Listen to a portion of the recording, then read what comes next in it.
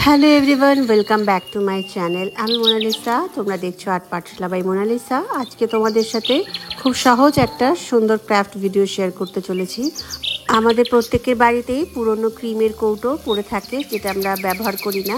আজকে সেই কৌটোটাকে কাজে লাগিয়ে খুব সুন্দর একটা ক্রাফট বানিয়ে তোমাদের দেখাবো। তো চলো, সবার প্রথমে আমরা ক্লেটা তৈরি করে নেব। দেখো, তোমরা এখানে যে ধরনের কালার ইউজ করতে চাইছো সেইভাবেই ক্লেটার কালারটাকে তৈরি করে নিতে হবে।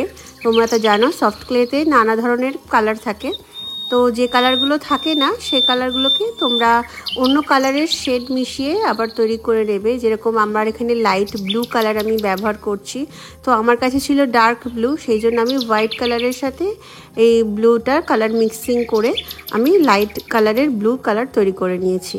তো এরভাবেই পার্পল কালার যদি ডার্ক থাকে তাহলে এর সাথে লাইট কালার মানে হোয়াইট কালার মেশালে এটা লাইট হয়ে যাবে। তো যেভাবে আমরা কালার করি, কালারে যেভাবে রং মিশিয়ে মিশিয়ে কালার মিক্সিং করি, ঠিক সেইভাবে ক্লেতেও কিন্তু কালার মিক্সিং করা যায়। তো এইভাবেই কালার মিক্স করে করেই তুমি কালার করতে পারো ক্লে।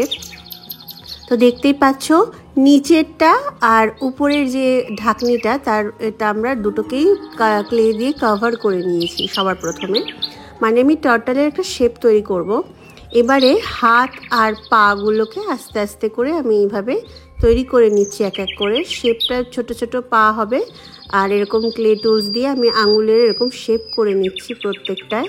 এবার এক এক করে এই ক্লেটাকে অ্যাটাচ করে দিচ্ছি। যখন ক্লেটা নরম থাকবে তখন যদি তুমি এটা করো তাহলে কিন্তু আলাদা করে গ্লু লাগানোর কোনো প্রয়োজন নেই, এমনিতেই ক্লেটা অ্যাটাচ হয়ে যাবে। যেহেতু এটা যখন নরম থাকবে তখন এমনিতেই লেগে যাবে। তো ভালো করে চেপে দেবে যাতে সহজে খুলে না যায়। শুকিয়ে গেলে তো অটোমেটিক ড্রাই হয়ে যাবে। দেখতেই পাচ্ছ মোটামুটি টার্টলের একটা শেপ তৈরি হয়ে গেছে। এবারে আমি এটা সি টার্টল বানাচ্ছি। তো সি টার্টলগুলো বেশ কালারফুল হয়, ব্লু কালারের হয়। মেনলি অ্যানিমেশন মুভিগুলোতে যেরকম বেশ কার্টুন কার্টুন টাইপের দেখতে হয়, তো আমি সেরকম ধরনের বানানোর চেষ্টা করছি। আমি রিয়েলিস্টিক বানাচ্ছি না, কার্টুনিশ টাইপের বানাচ্ছি যাতে দেখতে এটা বেশ কিউট লাগে, ফানি লাগে। তো সেই জন্যই তো দেখতেই পাচ্ছ এরকম ছোট ছোট নানা ধরনের ক্লে আমি হাতে ছোট ছোট টিপের মতো করে নিয়েছি। গোল করে নিয়ে তারপর আঙুলের মাধ্যমে প্রেস করে এটাকে আমি টিপের মতো করে নিয়েছি।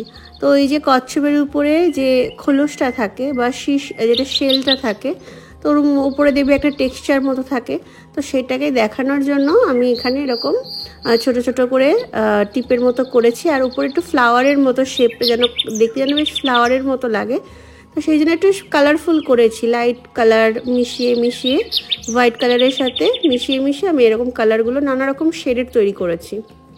যেটা বললাম এটা আমি আলাদা করে দেখাচ্ছি না, কারণ হয়তো অনেকে এটা ক্রিয়েট করবে, তো নাহলে একদম সেম টু সেম হয়ে যাবে।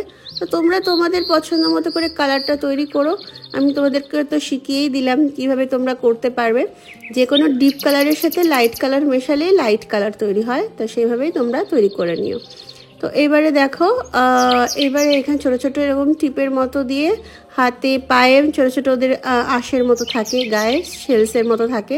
তো সেই জন্য আমি এটা দেখাচ্ছি, কারণ ওরা মেনলি সমুদ্রে থাকে, তো সমুদ্রের নানা ধরনের কোরাল ওদের পিঠের উপরে হয়, মানে ওদের উপরে যে খোলসটা তার উপরে অনেক কোরালও থাকে। তো সেই জন্য আমি এরকম টেক্সচারটা দিয়েছি।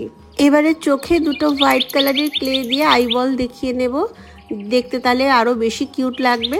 এবারে তো মুখের কাজটা করে নিয়েছি ক্লে দিয়ে।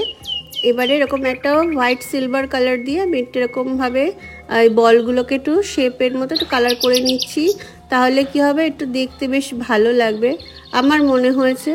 তো এবার আমি একটু হালকা করে শেডের মতো দিয়ে নিচ্ছি, নাহলে ওটা মনে হচ্ছিল ফ্ল্যাট ফ্ল্যাট লাগছিল ব্যাপারটা।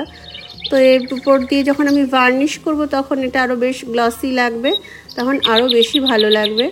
তো আমি এখানে গ্লসি ভার্নিশ ইউজ করছি।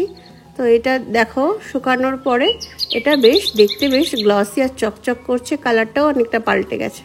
তো এবারে দেখো কালারটা কত সুন্দর লাগছে, তাই না? তো এই হচ্ছে আমার টার্টল। আর এর ভিতরে মেন সিক্রেট যেটা হলো, আমি শর্ট ভিডিওতে বলেছি আমার ছোট ছোট ক্লিপগুলো হারিয়ে যায়।